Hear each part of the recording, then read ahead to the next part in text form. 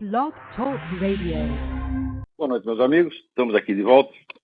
Como sempre, começamos esse programa invocando a Santíssima Virgem Maria, o Santo Padre Pio de Pietrelcina, para que roguem a Deus que nenhuma injustiça se cometa nesse programa. Queria começar aqui respondendo 2 e-mails que eu recebi durante a semana.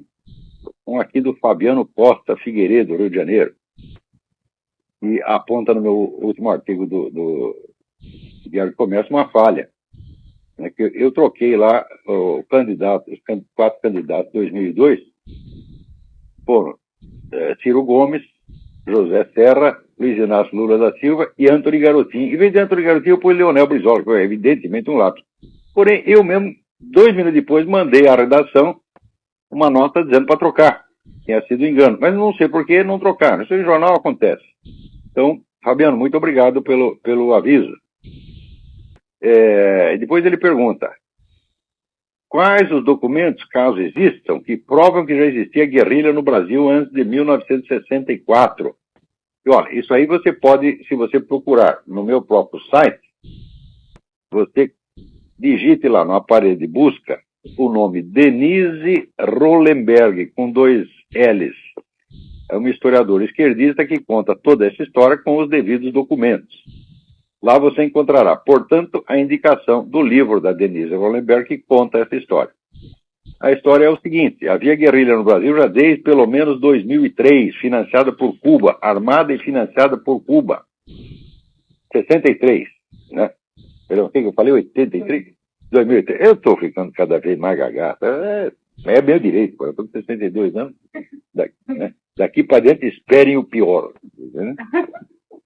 Então, né? Agora, não sou que nem o Barack Obama, que já é assim desde os 30. Né? Agora, então havia guerrilha no Brasil, pelo menos desde 2003. Estou de novo aí, 63. Então, a história de que a guerrilha foi uma reação das forças democráticas contra a ditadura é uma conversa mole. Agora, acontece que notícias sobre informações cabais sobre essa guerrilha de 1963 foram levadas ao presidente João Goulart, o qual, em vez de tomar as medidas, botou tudo numa pasta e mandou para o seu amigo Fidel Castro. Acontece que o agente, o diplomata cubano que estava viajando com esse negócio, teve um acidente aéreo e caiu no Peru. Bom lugar para cair, né? Ele caiu no Peru e daí os documentos, né? Evidentemente, o governo peruano leu aquela coisa toda e avisou o mundo, inclusive avisou o governo americano. Então a coisa transpirou. Mas é claro que se há uma agressão estrangeira, uma ação armada estrangeira dentro do território nacional, e o presidente, em vez de notificar as Forças Armadas e tomar as providências devidas, se acumplicia com o agressor secretamente, é evidente que é o caso de alta traição. Então, João Goulart não é que merecia, só por este ato isolado, ele merecia, eu não digo impeachment, ele merecia o fuzilamento, porque isso é crime de alta traição. Tá certo? E hoje em dia está aí vamos dizer, esse pessoal pedindo indenização para a família de João Goulart, que foi preocupado, pedindo indenização para o governo americano. Quer dizer, aquela velha história, eu já mostrei isso várias vezes. Esse pessoal diz assim: olha, o governo de Washington planejou o golpe. E daí eles apresentam as provas. A última prova que eles apresentaram foi a conversa entre o embaixador Lincoln Gordon, a gravação de conversa entre o embaixador Lincoln Gordon e o presidente Johnson, em que o Lincoln Gordon diz o seguinte: olha, os militares aqui estão dando golpe, eles estão na rua, nós precisamos, o que é para fazer? Precisamos fazer alguma coisa. Isto prova exatamente que não tinham feito nada. Então, porém, esse pessoal, historiadores comunistas que superlotam as nossas universidades, gastando dinheiro público para fazer essa empulhação, isto que é a prova de que não houve intervenção americana, eles usam como prova de que houve. Bom, é uma operação assim, tão cínica que o povo fica a boca aberta. Olha, tá vendo aí? Olha a prova, o homem conversando com o Johnson, né? O embaixador conversando com o Johnson, tramando de interferir no negócio. Escuta, mas a gravação é do dia 31 de março. Né? Daí, depois aparecem os documentos. Olha, tem aqui o Marechal Castelo Branco tinha contatos, né, com o pessoal militar de Washington. Ué, mas quem é que não sabia que tinha contatos? O comando militar brasileiro sempre teve contato com o comando militar americano, essa é a coisa mais óbvia do mundo. Eles apresentam um monte de coisa que não prova nada, e que geralmente prova o contrário, e dizem cinicamente que aquilo é prova de que o golpe foi tramado em Washington. Eles estão fazendo isso há 40 e tantos anos, minha gente. Agora, o pessoal quer, assim, que a gente refute essas coisas com educação. Com educação a gente refuta na primeira vez, na segunda, na terceira. Quando passa da 20ª, você vê a mesma falsificação de novo, fala, não, então aí não é questão mais de diferente interpretação das notícias. É uma questão de empulhação, uma questão de vigarista. E vigarista tem que ser chamado de vigarista. Né? Agora, todo livro que sai de novo, e de novo, e de novo, e de novo, com as mesmas mentiras, a imprensa inteira aplaude. Porque tudo isso, estão todos do mesmo partido, estão todos da mesma agremiação, é tudo parente, né? Incluindo os donos de jornal, que evidentemente não são esquerdistas nem nada, mas ou são cagões ou são vigaristas eles próprios. Olha, eu já estou com o saco cheio desses menininhos, tá entendendo? Esse filhinho de papai que era no jornal e usa para entregar para comunista e fica lá chupando pica de comunista. É o que vocês fazem, donos de jornais brasileiros. Vocês sabem o que eu estou falando, todos vocês. Tá certo? Não vou citar nomes porque vocês sabem perfeitamente que são vocês mesmos. Vocês chupam pica de comunista diariamente porque vocês são os cagões. Vocês querem assim, vocês já que... não importa, a democracia brasileira vai por água abaixo, eu tenho aqui a minha fortuna, eu estou garantido, eu quero é curtir a minha vida. Né? Então, vocês entregam para os comunistas por quê? Por medo e comodismo. Daí embaixo aqui outro e-mail, o Mário Augusto Tavares, segue abaixo o primeiro parágrafo de um texto do Reinaldo Azevedo, qual leio diariamente. Eu acredito que ele, infelizmente, não acompanha suas brilhantes análises sobre o que está acontecendo nos Estados Unidos. Ou se acompanha, considera bobagem o que o senhor escreve e fala. O texto, ele não considera bobagem. Ele lê e não considera bobagem. Agora, tem algumas coisas que eu sei e ele não sabe. Aliás, algumas coisas não. Tem muitas coisas que eu sei e ele não sabe, mesmo porque eu nasci 20 anos antes dele, né? Então deu tempo de estudar um pouquinho a mais. Então diz ele aqui. Está claro que uma das virtudes do discurso desse senhor, quer dizer, Barack Obama, é falar aos anti-americanos. Eles são o seu público-alvo.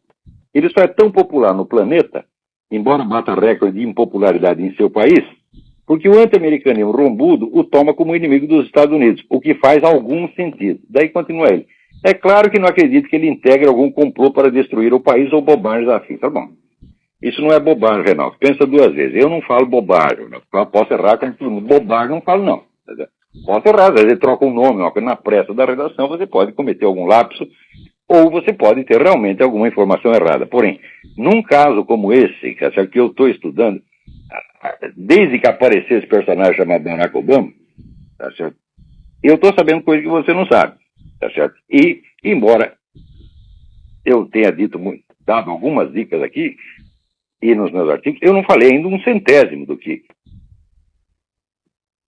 eu sei, do que eu estudei, etc, etc. Porém, vamos considerar o seguinte, a carreira inteira do Barack Obama, desde o início, foi financiada e apoiada exclusivamente por forças anti-americanas. Desde o início, o tempo todo. Ele só serviu a isso o tempo todo. Quer dizer, você acha que só porque o sujeito foi eleito presidente, agora ele mudou, ele virou patriota?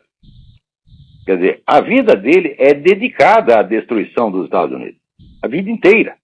É claro que no discurso de campanha, ninguém sabia nada a respeito de Barack Obama. Porque a carreira dele, embora seja toda de um radical louco de esquerda, o pessoal não o conhecia. Não conhecia porque ele foi senador durante 4 meses. Então Barack Obama era novidade.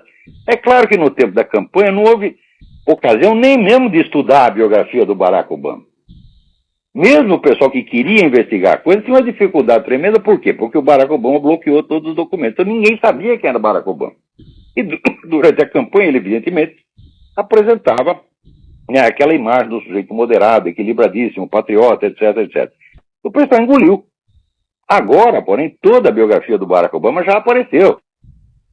Agora voltou de novo para aquela questão de que a autobiografia dele não foi feita por ele, foi escrita por Bill Ayers. O negócio é inteiramente falsificado, quer dizer, tem episódio, mais episódio que comprovadamente não são do jeito que ele está contando. Quer dizer, o sujeito, além de ser um mentiroso compulsivo, é um cara comprometido desde o início com forças anti-americanas. A pior das forças anti-americanas é a que se faz de pró-americana, que é a turma da Arábia Saudita. A gente sabe perfeitamente, a Arábia Saudita financia tudo quanto é movimento terrorista no mundo. Né? E também auxilia, vamos dizer, a ocupação branca dos territórios ocidentais por meio da imigração. E na área diplomática se faz de amiguinha dos Estados Unidos, né? Então, a carreira do Barack Obama começou graças a um príncipe da Arábia Saudita, que é um dos mais hidrófobos anti-americanos que tem na própria Arábia Saudita. Esse sujeito descobriu lá que tinha um molequinho chamado Barack Obama, um desconhecido, né? E financiou a carreira do cara desde o início. Por quê? Quem era o Barack Obama?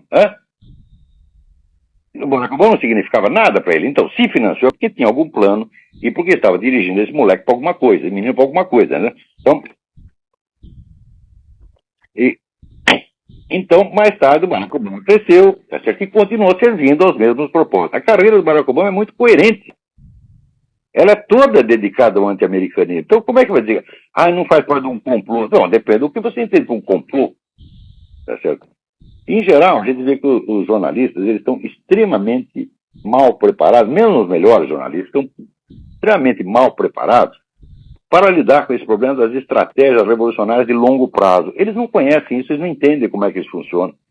Eles só entendem, vamos dizer, revolução no sentido leninista, insurrecional, ou então o jogo democrático normal da circulação de opiniões. Eles realmente não entendem as operações mais profundas de mutação cultural induzida. Por exemplo, se você perguntar quantos jornalistas no mundo, e principalmente no Brasil, leram as obras do sujeito chamado Kurt Lewin? Ninguém, porque nem psicólogo, as obras são tão difíceis, nem os psicólogos no Brasil conseguem entender o Kurt Lewin, embora haja até traduções. Kurt Lewin é um dos grandes pioneiros da engenharia social.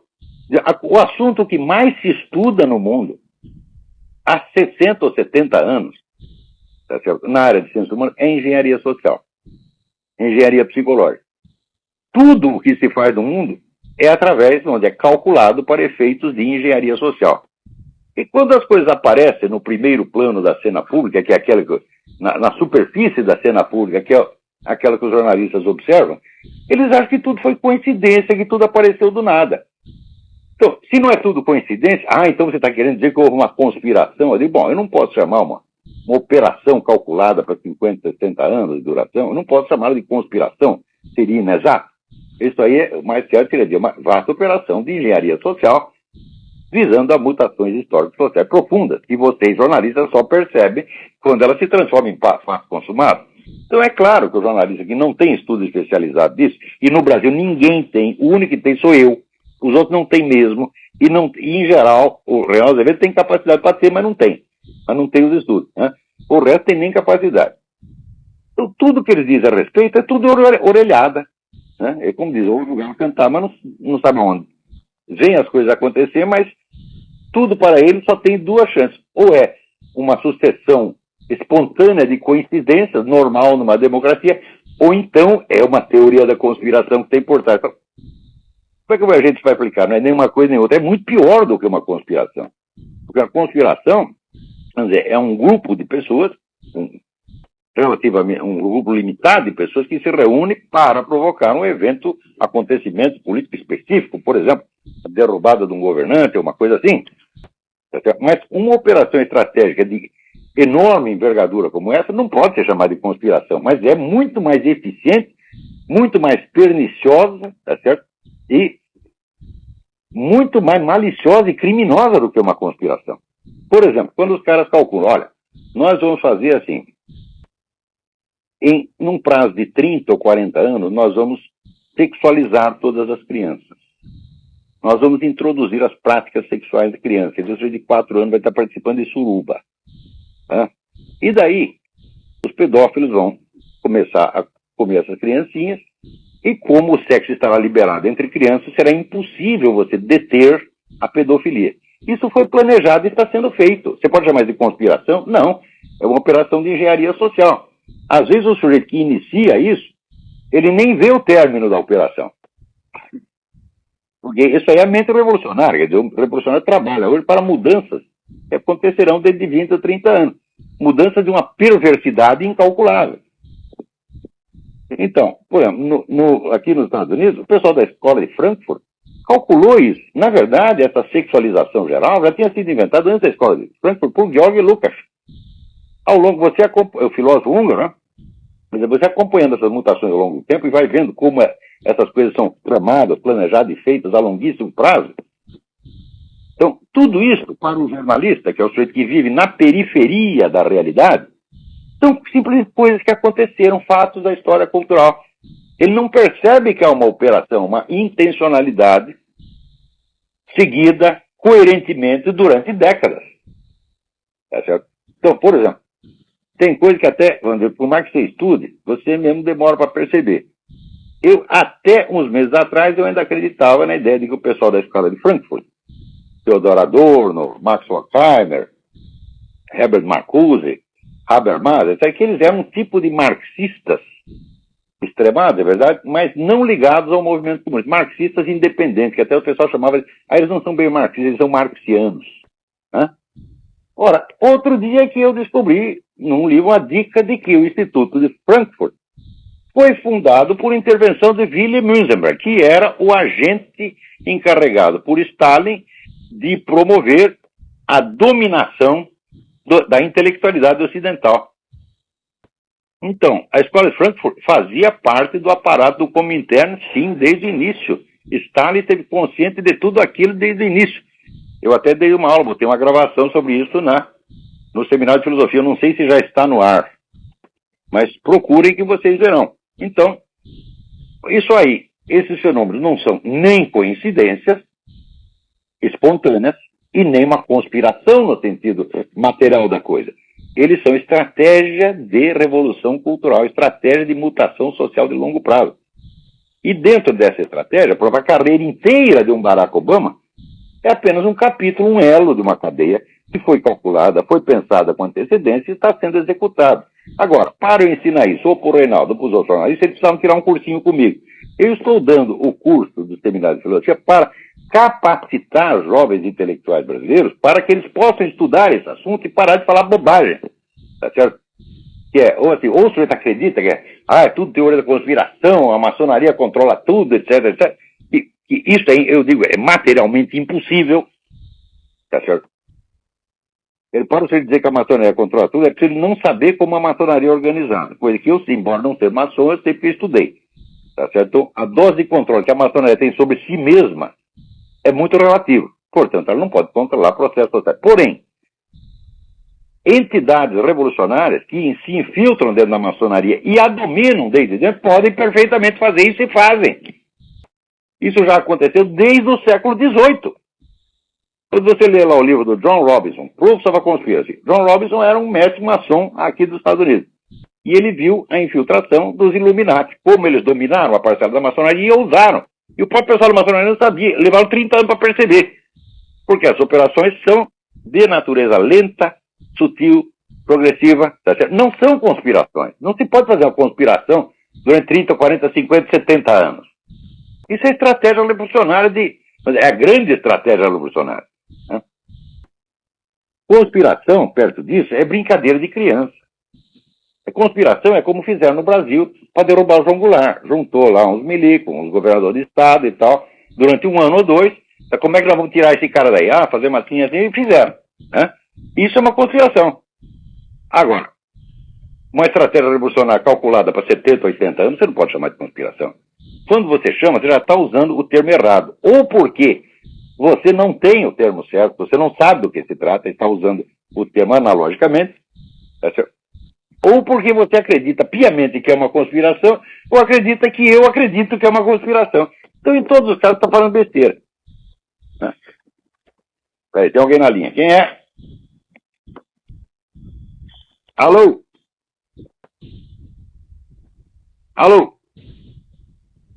Que for? Bom, vamos aqui a uma segunda notícia. Olha aqui, eu fico sabendo através do jornal O Tempo, de Minas Gerais. O Tempo. Não foi através do Estadão, do Globo, da Folha de São Paulo.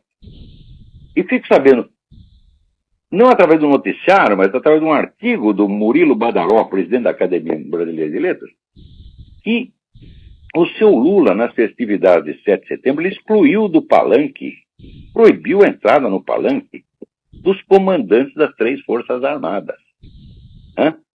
porque ele não queria ser visto e fotografado do lado de militares fardados. Presta atenção, vou repetir. Né? As festas de 7 de setembro são eminentemente a parada militar. Né? Sempre foram. As Forças Armadas sempre foram o personagem principal das festividades de 7 de setembro. Agora o personagem principal é o seu Lula. E milico não entra. Quando eles tiraram o estatuto ministerial dos chefes das Forças Armadas e criaram essa palhaçada de Ministério da Defesa, para dar isso, por exemplo, um vagabundo como esse Nelson Jobim, que no primeiro dia já se veste de general, que é uma coisa proibida por lei, se veste de general, fantasiado de general e sai dando ordem para milico, que é um jeito que o cara faz, merece o quê? Tapa na cara, né? Na melhor das hipóteses, um tapa na cara. Então,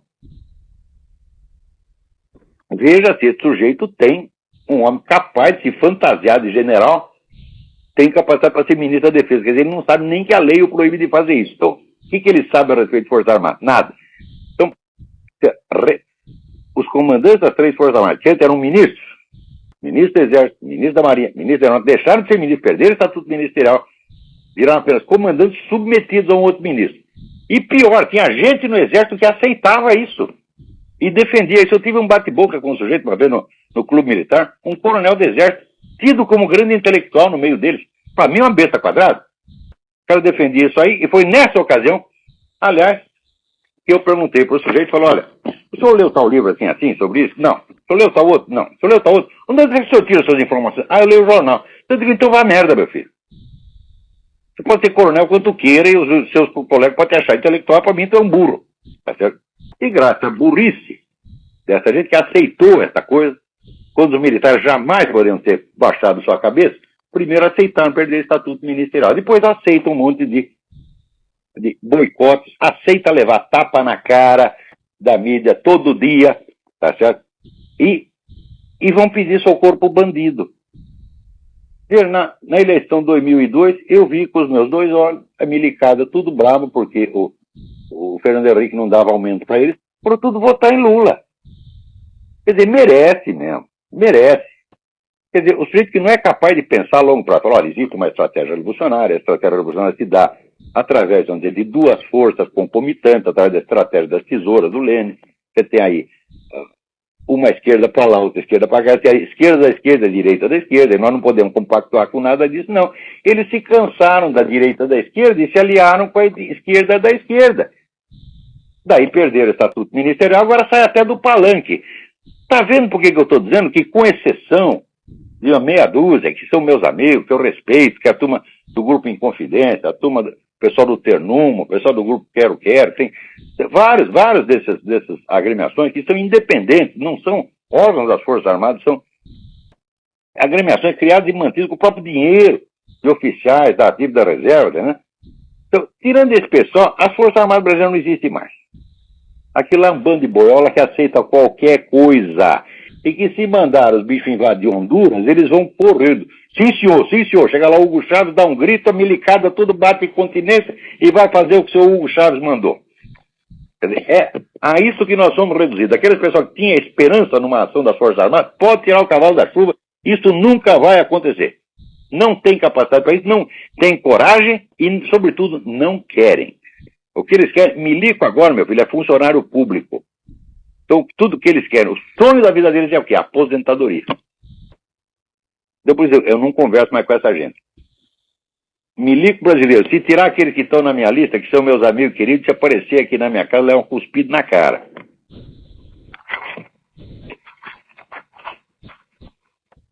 Olha aqui, da Folha de São Paulo. Zelaístas tomam controle total da missão brasileira. Saiu até a Folha de São Paulo reparou nisso. Você chega lá, quem te atende na porta? É um funcionário brasileiro? Não. É um pau mandado do Zelaya. Né? Vestido de capuz na cabeça, como um terrorista, para não ser identificado pela mídia. Né? O jornalista brasileiro, para entrar lá, né, teve que explicar, chamar, por favor, chama o encarregado de negócio brasileiro, o Francisco Catunda, acho que o único brasileiro que tem lá dentro. Né? No resto, os caras estão mandando, lá estão cagando no meio da sala, né? Não sei como é que estão fazendo, porque não tem água naquele negócio, né? Então, cada privada ela tem quantas cagadas tem lá dentro, 100, 150, não sei quantas foi, né? Mas é bom, pois ela merece isso. Mas eu sei que o Brasil não manda nada na sua própria embaixada, né? É isso que... Olha, o presidente que faz isso, é claro que está cometendo um crime de alta traição. É que você te entregou uma embaixada para invasores, porra. Quem invadiu? Ora, os caras tomaram conta do negócio lá, pô. Estão mandando na embaixada. Eles não são hóspedes da embaixada, não são asilados da embaixada. Eles são os donos da embaixada. Fazem o que querem lá dentro. O brasileiro não tem vez. O presidente que faz um treco desse, porra, tinha que ser tirado de lá. Agora, o pessoal tá vendo o Lula, é o negócio do mensalão, é o assassinato lá do prefeito de Santo André, tá certo? É o filho do Lula, tá certo? Que em poucos meses, né, ele é retirado do zoológico, literalmente retirado do zoológico, tá certo? E saiu do estatuto de habitante do zoológico para uma das maiores fortunas do país em 3 ou 4 anos. Tudo por coincidência. Tudo isso está acontecendo na sua cara. E vocês aceitam isso, porra? As Forças Armadas aceitam isso. A chamada oposição aceita isso. E quer discutir isso educadamente. Fala, como você pode discutir educadamente crime? Gente? Você pode discutir educadamente uma ideia. Até uma proposta ideológica, aí você pode discutir. Mas crime organizado, você não pode discutir educadamente. Aliás, não é nem discutir. Que se vê um sujeito assaltar sua casa, tá certo? Você vai discutir com ele.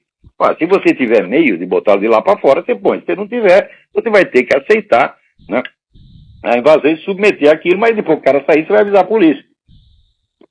Agora, no Brasil, não. Alô, tem alguém na linha aí? Alô? Boa noite. Boa noite.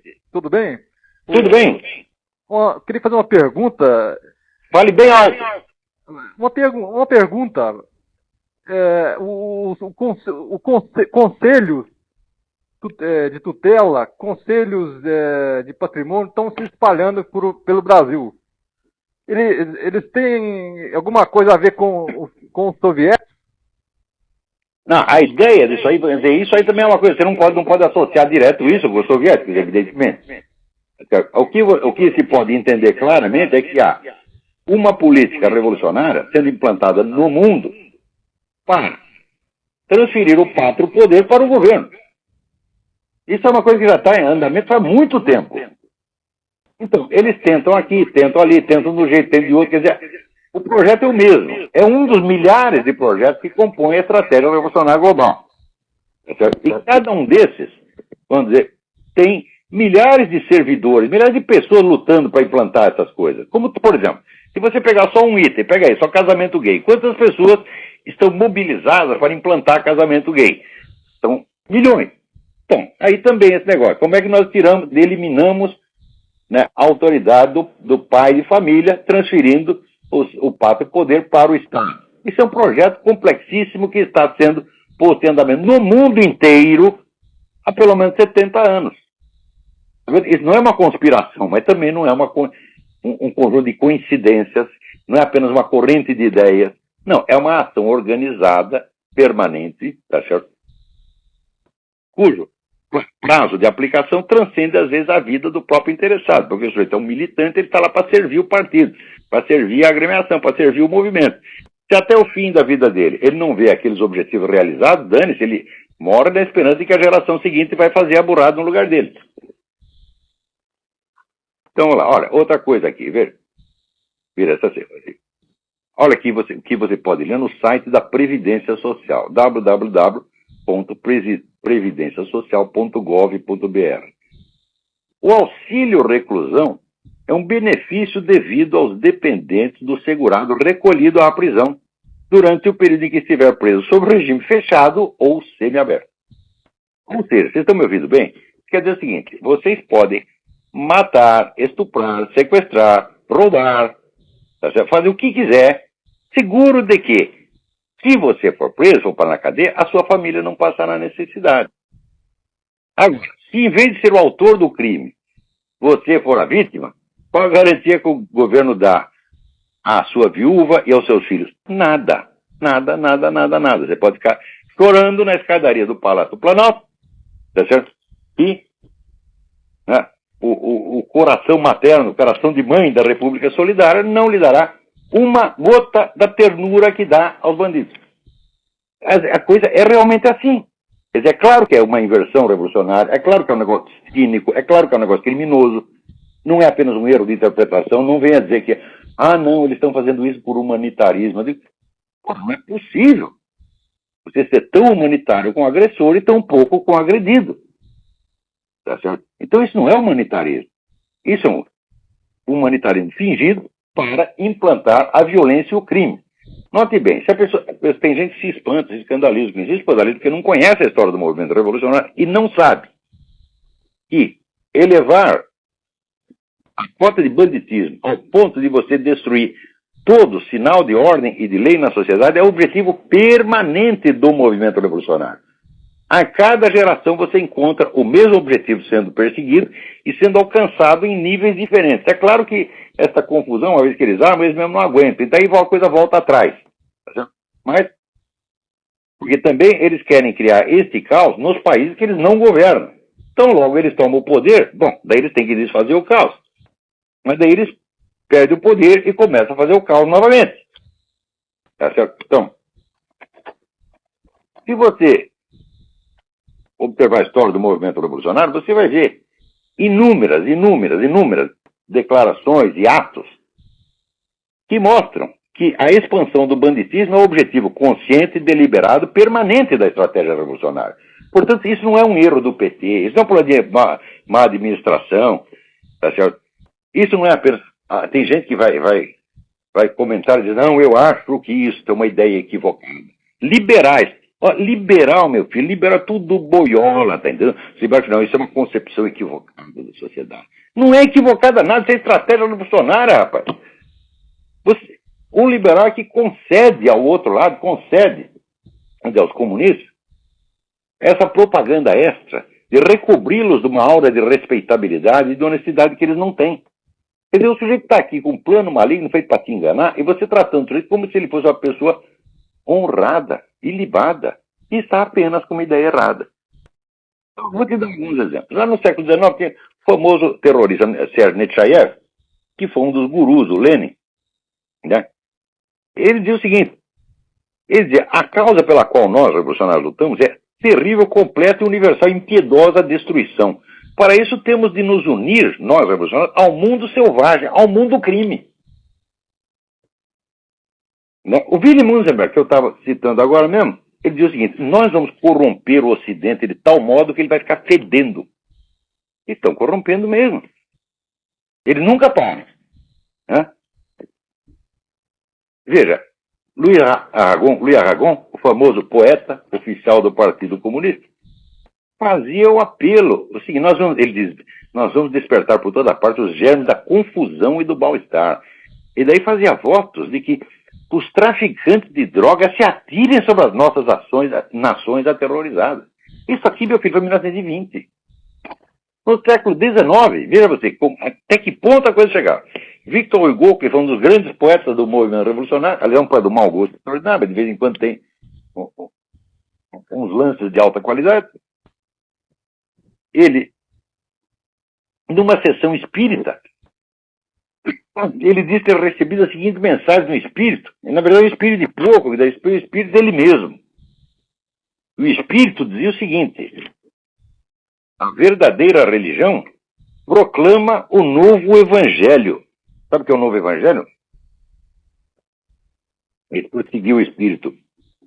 É uma imensa ternura pelos ferozes, pelos infames, pelos bandidos.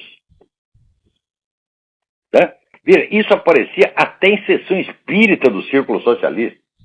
Né? Então você vê, isso mostra exatamente o imaginário,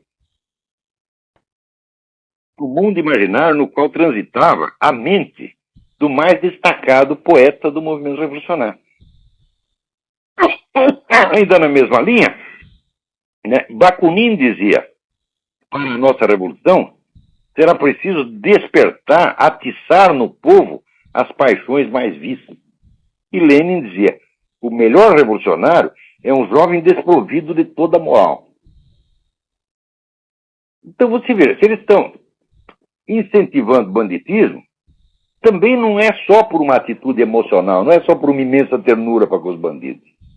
Por um lado, existe isto. Quer dizer, eu, nos meus estudos, eu já demonstrei que a mentalidade revolucionária é uma inversão de sujeito-objeto, inversão da ordem do real, inversão até da concepção de tempo, tá certo? E teve, naturalmente, é uma inversão moral também, uma inversão da moral. O bem pode ser o mal, o mal pode ser o bem. Tá certo? Ora, mas esse lado é só um componente. Existe um outro componente, um outro motivo pelo qual eles fazem, que é um motivo estratégico. Quer dizer, você destruir a sociedade por dentro, eliminar todas as suas defesas, corroer todas as suas defesas.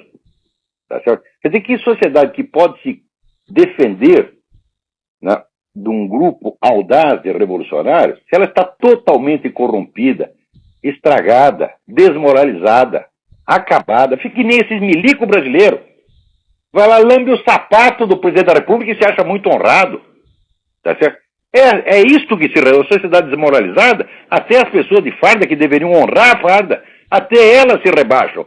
Todas se rebaixam exatamente perante os bandidos, os criminosos que criam essa situação. Quanto mais o pessoal corrompe a sociedade, mais eles adquirem poder psicológico sobre a sociedade. Então, existe nisso um lado estratégico. Tá certo?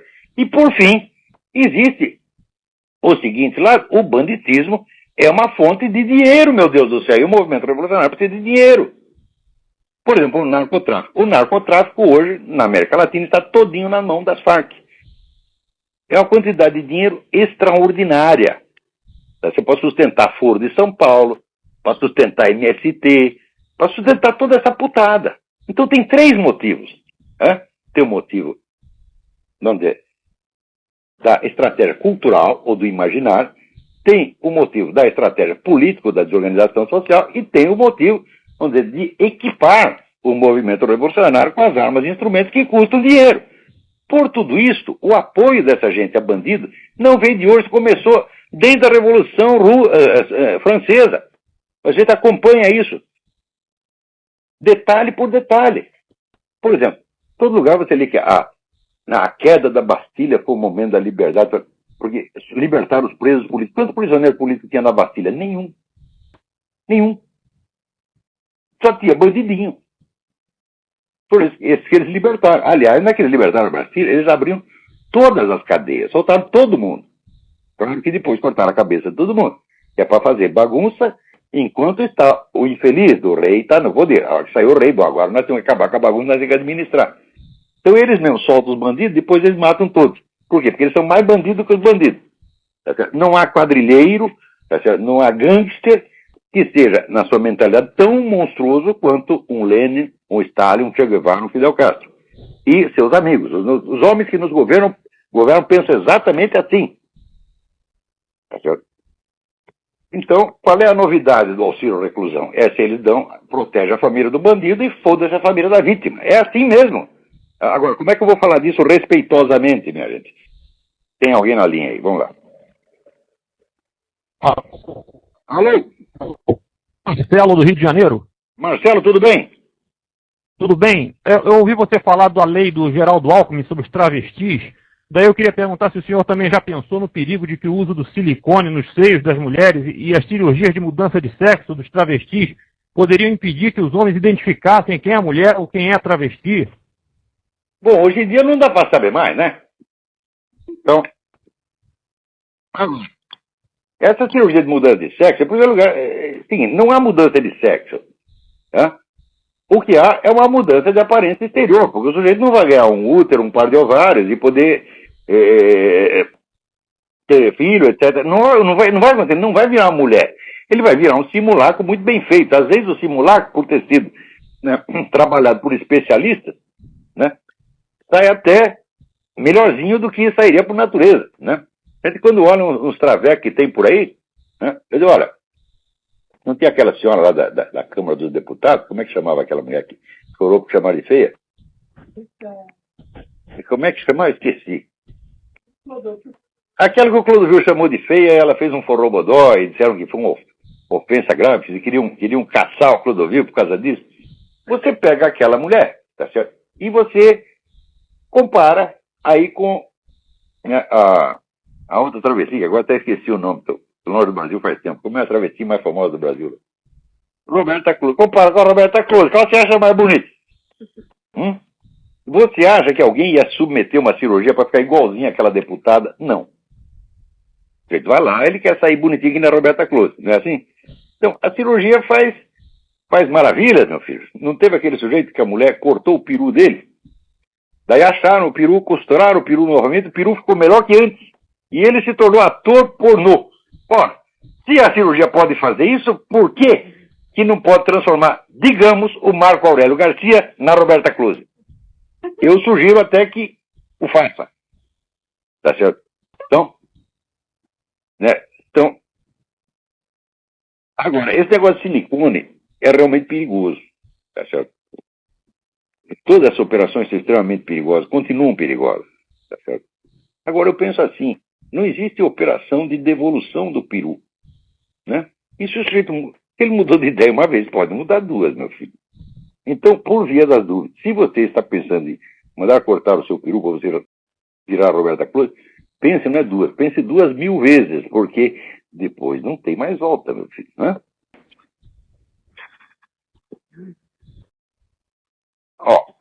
Peraí, tem mais alguém na linha aí. Alô, quem é? Oi, Olavo. Oi, quem é? Tá me ouvindo? Fale alto. Oi, Olavo. Aqui é o André, aqui de São Paulo. André, tudo bem? Tudo bem, Olavo. Olavo, faz um tempinho que eu ando estudando aquela filosofia, aquela linha filosófica, o objetivismo da Ayn Rand. Eu queria saber o que você acha, enfim, dos tenets dessa linha filosófica. Ayn Rand, primeiro, aquilo não é já expliquei isso em aula, aquilo não é uma filosofia moral. Aquilo é uma técnica de autoajuda para capitalistas culpados. Ponto final.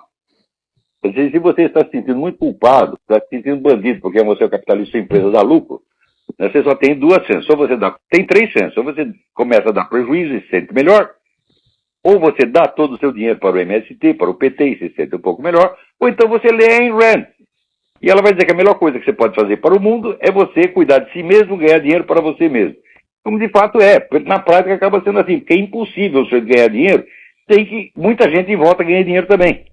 Tá certo? Você vê, uma cidade assim, pobre, está todo mundo ferrado. Agora muda um sujeito milionário para lá, melhora a vida de todo mundo.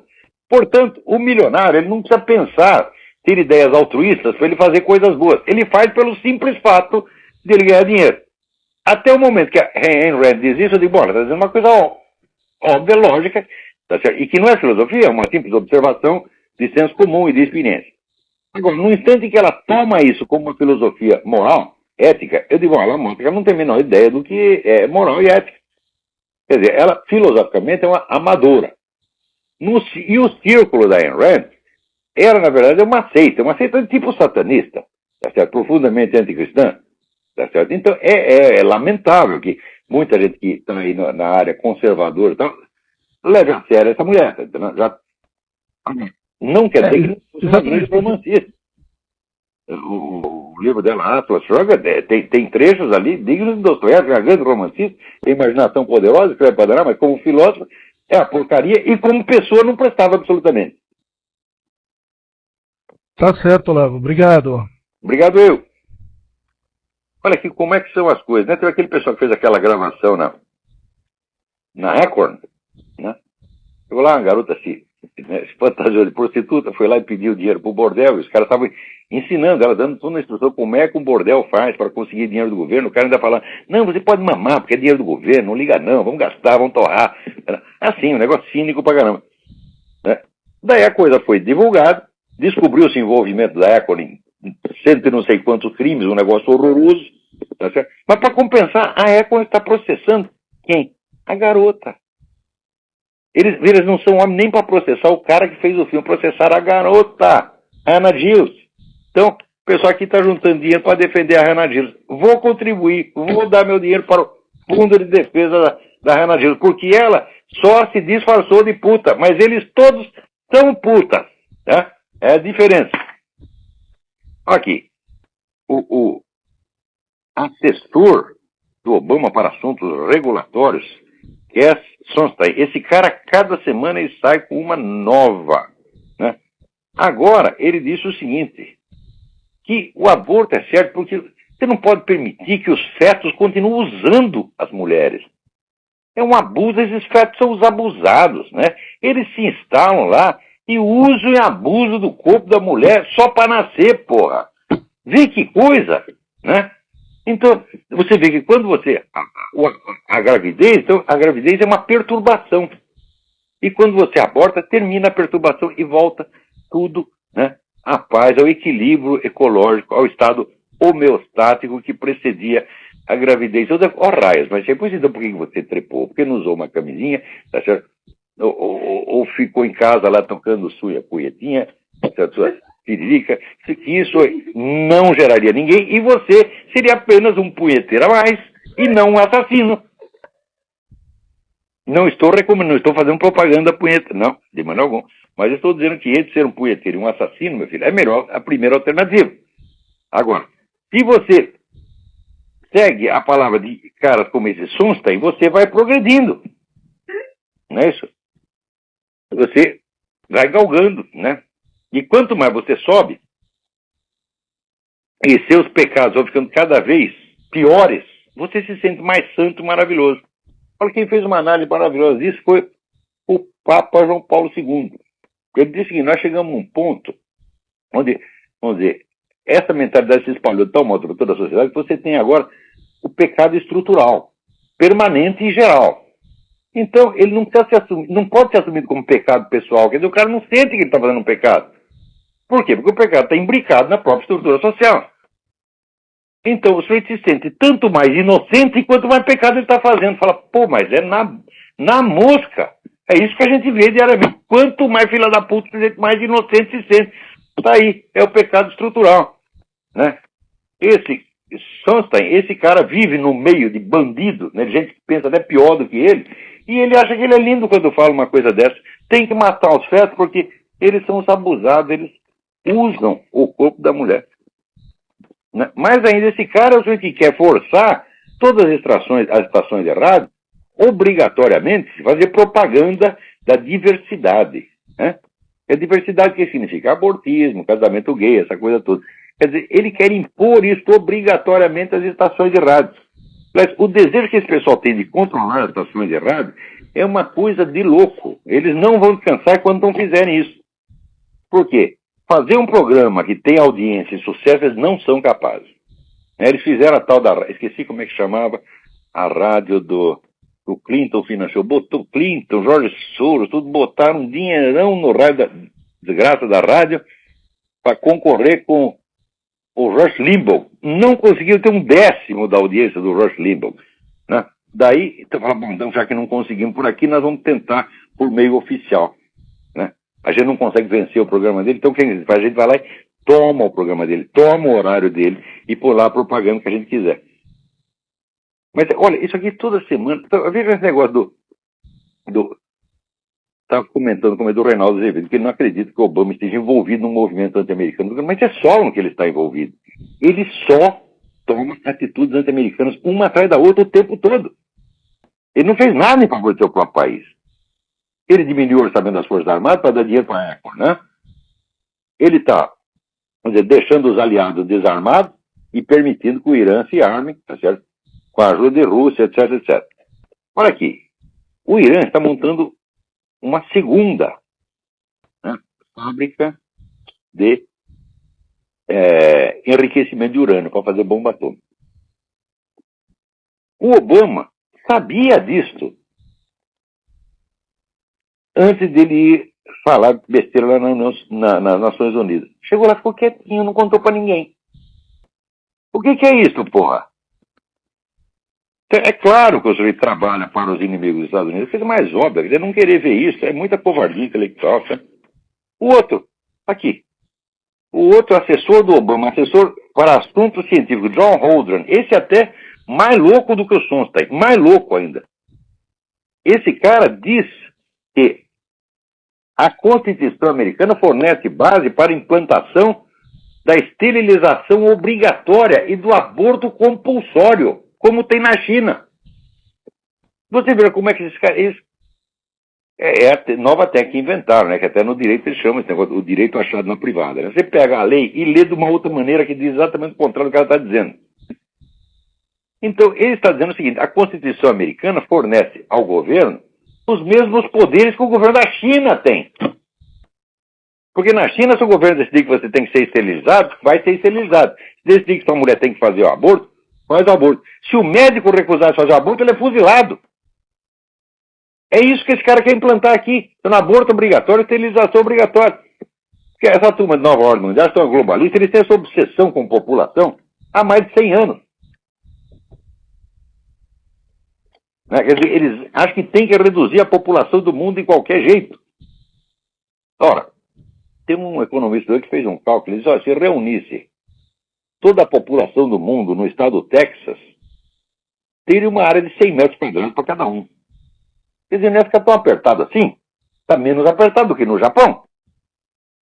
Quer dizer, supondo que nós chegássemos, isso ainda teria lugar para muita gente e daria para produzir comida para todo mundo, sim. O que não dá é para, assim, toda a produção do mundo ser usada para sustentar, vamos dizer, essa imensa burocracia internacional que manda em tudo, não serve para nada, só atrapalha e chupa dinheiro o tempo todo. Não, por exemplo, a Econ, né? O pessoal que trabalha, o Obama, no segundo dia de governo, deu uma verba de 5 milhões de dólares para a Econ. Ora, faça bem as contas. O imposto de quantos cidadãos americanos, quantos trabalhadores americanos é preciso juntar para dar 5 bilhões de dólares. Quer dizer, quantos dias de trabalho, de quantos milhares de esforçados trabalhadores americanos foi dado para esses vagabundos.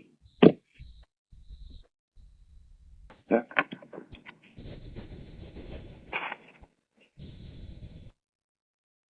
Alô, tem mais alguém na linha aí? Boa noite, professor. Por quê? Boa noite. Boa noite. Aqui é Hugo, falo de Recife. Hugo, tudo bem? Tudo bom, graças a Deus. Veja só, professor. Eu estava ouvindo recentemente alguns daqueles CDs de Mário Ferreira dos Santos, e ele cita os dialéticos portugueses, né? Que inclusive o senhor também já havia citado, não sei exatamente onde. Mas eu queria saber do senhor se existem livros, edições aqui no Brasil de fácil acesso. Olha, alguma coisa você sempre encontra. Eu sugiro que você comece a estudar isso pela história do pensamento português do Pedro Calafate. É uma série em 6 volumes.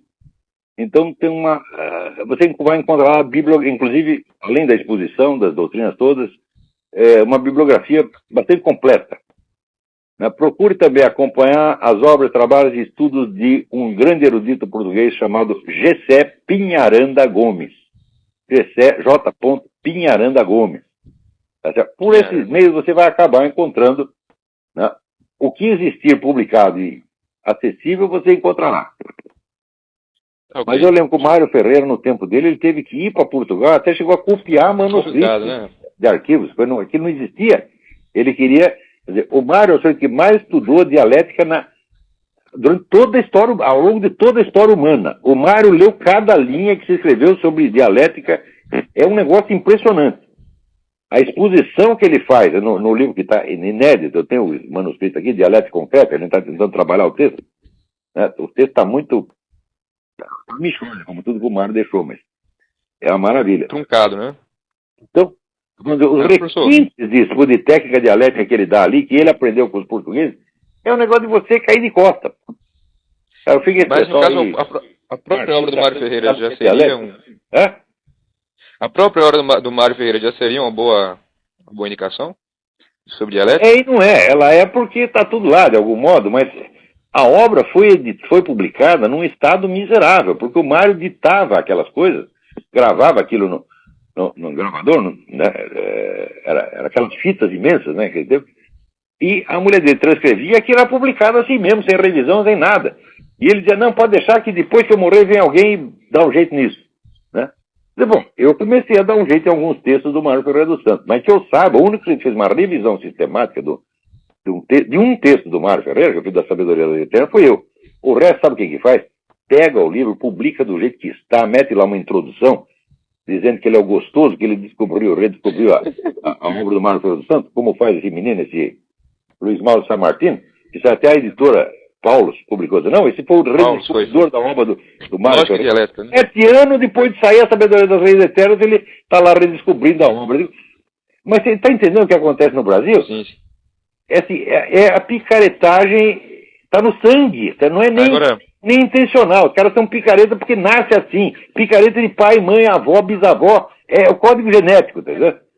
Mas veja que, em relação ao próprio Aristóteles, então, para começar, Aristóteles, e eu já vi alguma coisa mais ou menos próxima disso no Pega tópico, o órgão, a tradução portuguesa do órgão, feita pelo Gessé Pinharanda Gomes.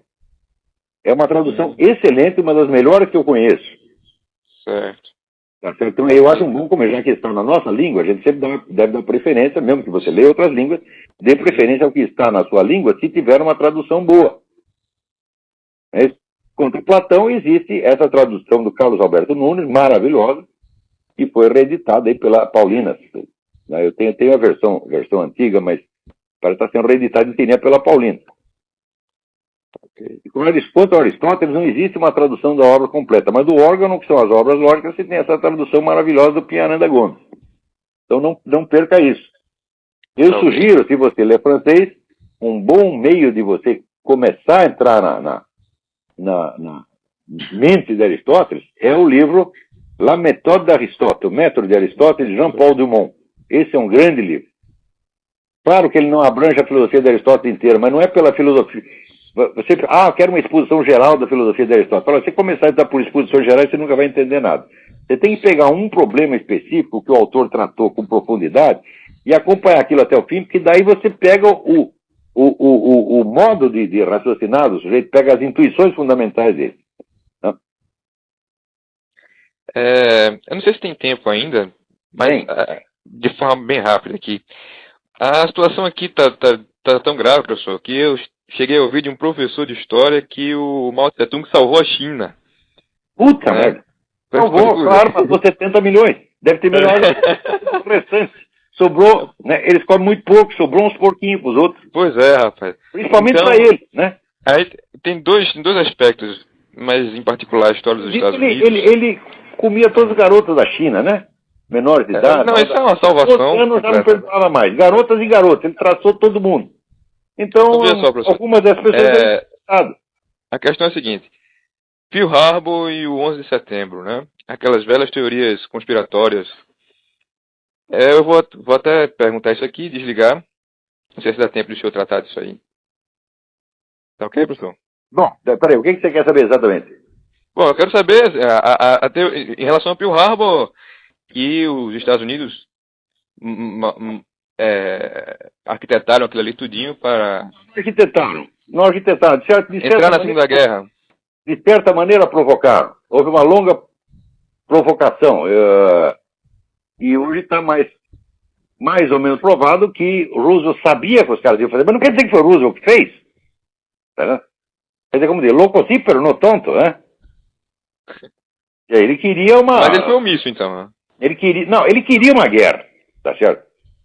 Mas ele não podia... O povo americano não. Os caras iam destruir metade da marinha dele num dia só. Isso aí não. Então, vou dizer, foi um cálculo malicioso feito pelo Roosevelt e que deu errado. Como, aliás, muita coisa que o Roosevelt fez deu errado. Não só aí, mas na esfera econômica também. Né? Mas isso não quer dizer que ele fez isso. Olha, eu não tenho nenhuma simpatia por Franklin Roosevelt. Nenhuma. Hoje eu entendo, o que eu estudei, o Roosevelt era um picaretão. Né? Um sujeito que não tinha a menor convicção a respeito do que quer que fosse, e ele falava o que lhe convinha no momento. Tá certo? Ele ajudou um bocado os comunistas, não por ser comunista, mas porque, veja, o sujeito quando tem uma fase de caráter profunda, né, ele tende a grudar naquilo que existe de pior. O que tinha de pior lei os comunistas, então o Roosevelt, como não tinha caráter, foi grudando para o lado dele. Mas eu não posso dizer que ele fez o Pearl Harbor. Não, peraí. Ele não fez isso. Assim como, né, George Bush não fez o 11 de setembro. E esse pessoal facilitou as coisas para terroristas durante muito tempo? Claro que facilitou. Senão não teria acontecido isso. Você, o pessoal pensa, a CIA, por exemplo, você não tem ideia do nível de infiltração comunista e islâmica dentro da CIA. Aqui tem uns 4 ou 5 livros sobre isso. Tá? A CIA, meu filho, a CIA começou infiltrada. O pessoal não sabe história. A CIA chamava-se Organização de Serviço Secreto, OSS. A OSS estava lotada de comunistas.